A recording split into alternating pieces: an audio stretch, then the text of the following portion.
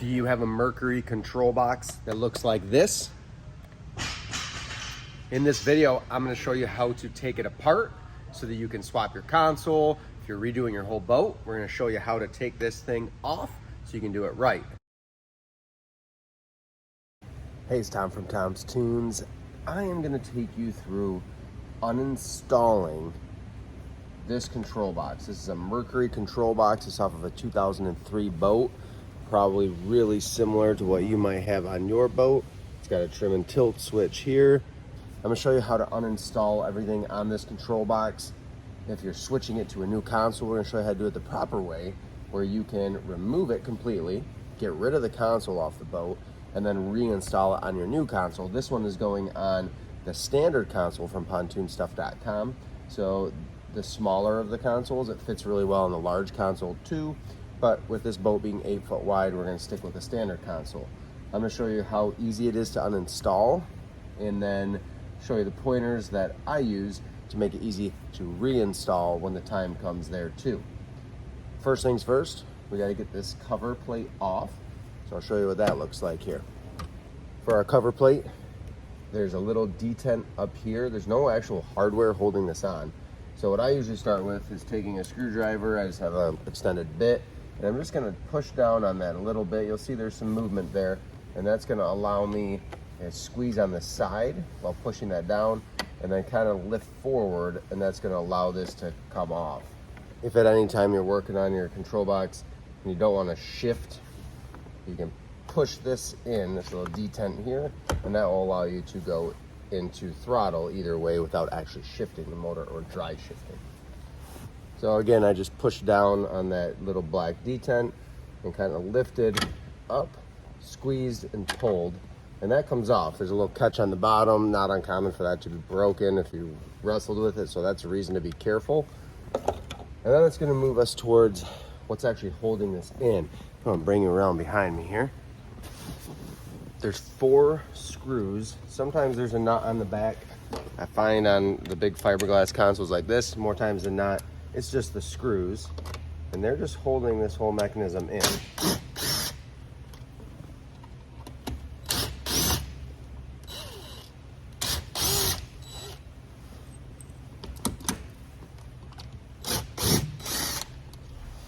We'll save and reuse those. I keep my engine or my Binnacle cover right here. Keep everything in there. This is now gonna pull. This one actually had a bit of space. Sometimes you gotta go underneath and free up some zip ties and whatnot, some wiring to get more space. They've got a little backer plate in here to help support it. What we have here is simply that bezel cover, this black plastic piece, and that's gonna slide down out of our way. This one happened to be pretty sticky on there, but that's gonna just slide down, get that out of our way. And then we can expose this back side with this this black plastic cover plate. And then we have kind of just a retention plate here to keep the shift throttle cables in place. So what I'm gonna do is I'm gonna go ahead and take these 2 Phillips head screws out. Just need a number 2 Phillips head screwdriver, and that plate will come off, and that'll give me access to this panel.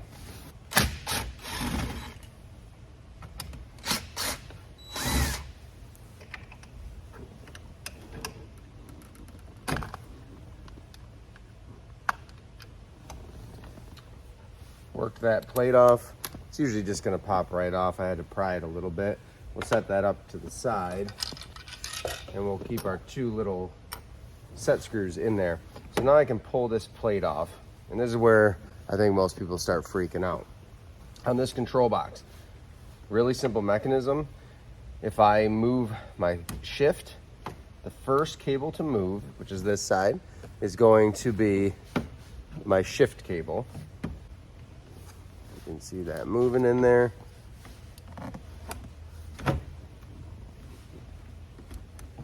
And then if I continue, or if I just advance the throttle by pushing that detent, you'll see that my throttle cable moves. So what I'm gonna do right now is I'm gonna label throttle. I'll put a T right on the cable, and then I'm gonna put an S on the shift cable. And I like to do that in a couple spots.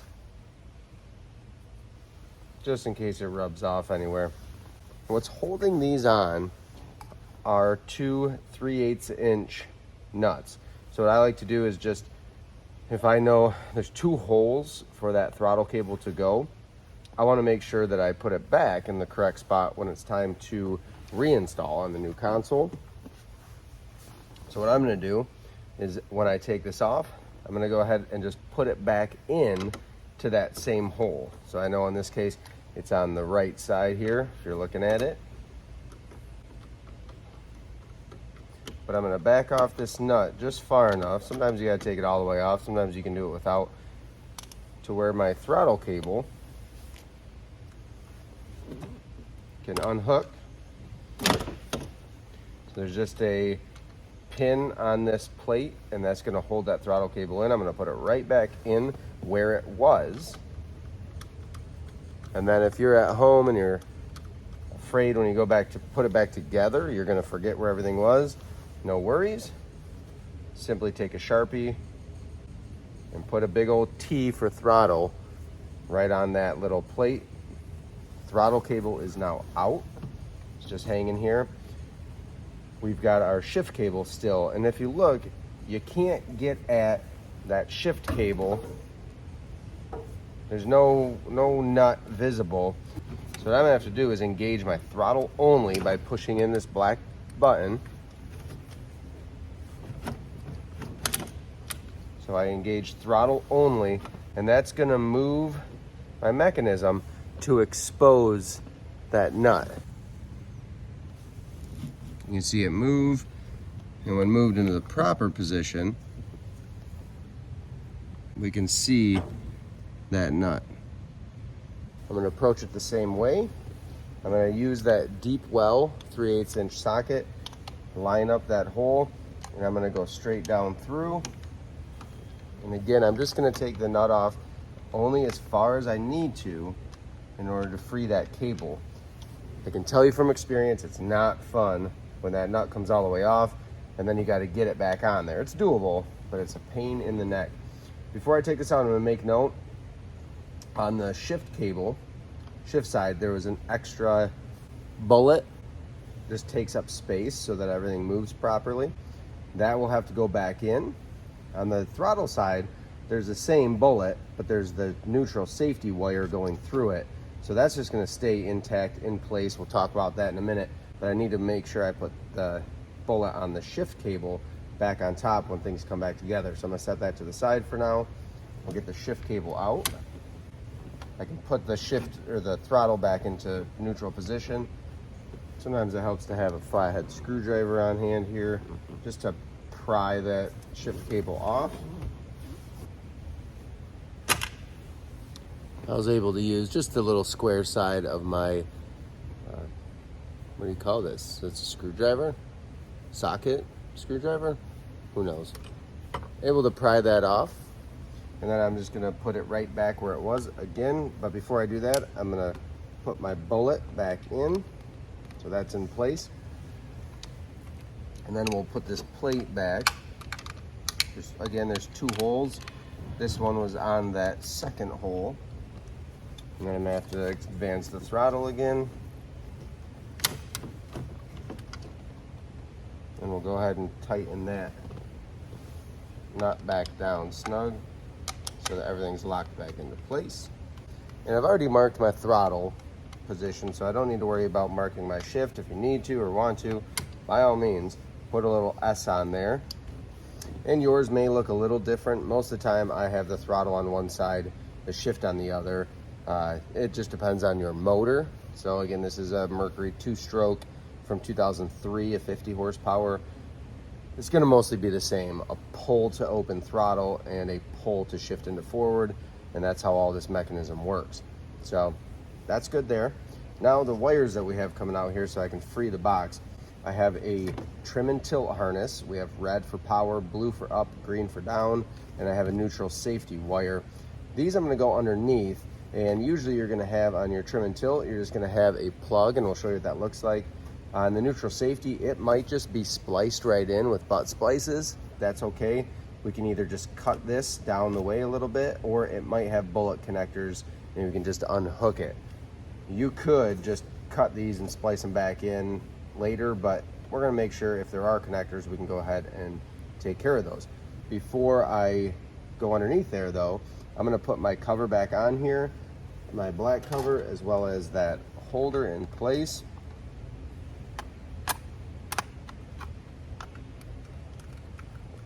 And that bracket just holds the shift throttle cables in place so that your sheathing doesn't move, but your actual cable can extend and go back in. That's the whole purpose of that. It is a critical piece, so make sure you save those parts and pieces for that. That can hang here for now. I'm gonna go underneath and we're gonna unhook those wires. I'll show you what they look like when they're unhooked. Here's the other part where people tend to get real afraid when they dig in. No need to worry. We've got a stereo setup. I cut these wires so that somebody could reuse the stereo down the road. That's an antenna. And then we move into electrical that's all tied to our accessory stuff. This is just bundled up. Somebody's been in here before, but I'm not gonna knock them. You know, things are in okay shape here in terms of how everything looks. The stereo is powered by Keon Power. One way to do it. What we're looking for is that trim and tilt. I can see it there, that red, green, and blue wire. I can see the plug-in, so that's that plug. In most cases, you're gonna have that plug, black plug, with another black plug that inserts. In this case, somebody spliced in just spade terminal connectors. Not a big deal, it all works. Sometimes it might just be hardwired, butt spliced in. And then we also have our neutral safety wire, which I can't quite see yet, but it looks like it's just got a couple of blue butt splices up there. That's okay. We'll just cut it, leave ourselves plenty to work with there.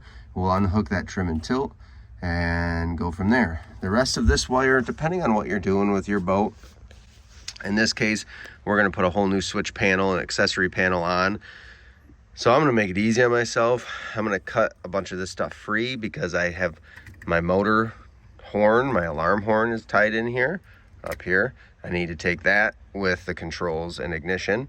I have a neutral safety lanyard, not neutral safety. We have a black with a black and yellow. That is a safety lanyard harness. So we can go ahead and unplug that and we're gonna save those pieces. You could also just, a lot of times that's gonna just be cut and spliced in.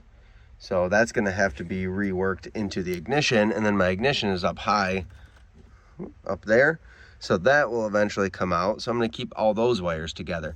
So I'm gonna start cutting some zip ties apart, get rid of the accessory lighting and whatnot stuff, and keep just my engine stuff together so that I can reuse that on the console, the new console. Got everything pulled out. I just ended up cutting, these were just butt spliced. These wires, when we put it back together, they don't care. As long as you get a red and yellow, or yellow with red stripe, back to a yellow with red stripe on both cable ends, both wire ends, you are in good shape. We unhooked our trim tilt. So this just goes into a bin to be reused. The next thing I need to do is I need to grab just a big, usually just an adjustable wrench or a crescent wrench, to unscrew the top of this. Oh, that one just comes right off. So that's my key switch. That we push down through and we'll get the wiring for that. It's gonna stay with the ignition harness that was tied into the neutral safety and the shift throttle. It's a big, there's a black casing on it. That is our ignition harness. That's gonna stay on the boat. We'll drop it out and we'll run it back up through the new floor. And then this is that safety lanyard. In Michigan, that's required if a boat had it on, and there's a spider too. If it had it on the boat, it must be replaced. So we just try to put them on all the boats here in state. So I'm gonna need just a big crescent wrench to undo that, and it will push down through just like the ignition did.